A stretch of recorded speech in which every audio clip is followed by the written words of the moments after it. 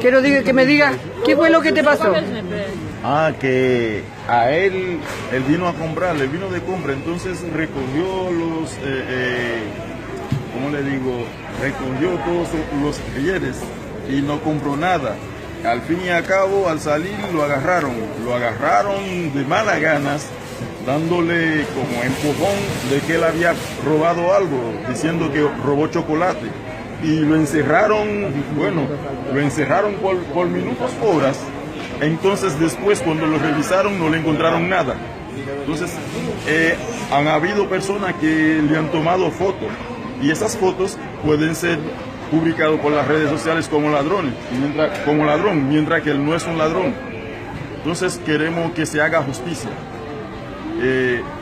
Como se han dicho, que aquí no es por primera vez, que se haga justicia, y por eso queremos demandar a la empresa, para que eso no vuelva a suceder, porque muchos haitianos han sido acusados por no saber hablar español y no saben cómo defenderse. Yo creo que ya eso está llegando a un nivel de que las autoridades tienen que decir algo.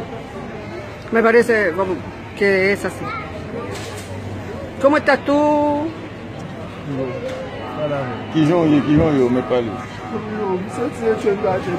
Él dijo que siente que quiere suicidarse porque que él es estudiante en su país.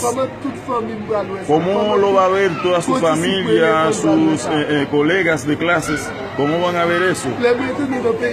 Cuando regresa en su país, que allí en Haití un ladrón significa algo realmente frustrante, ¿cómo se va a ver?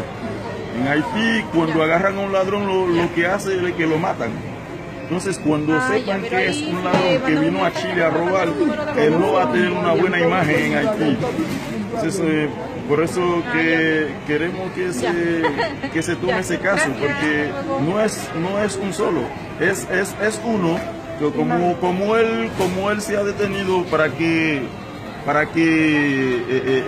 investigue el caso, que si él es culpable, bueno, que es culpable, pero si no es culpable, que se haga justicia, porque eso es acusación, ¿entiendes?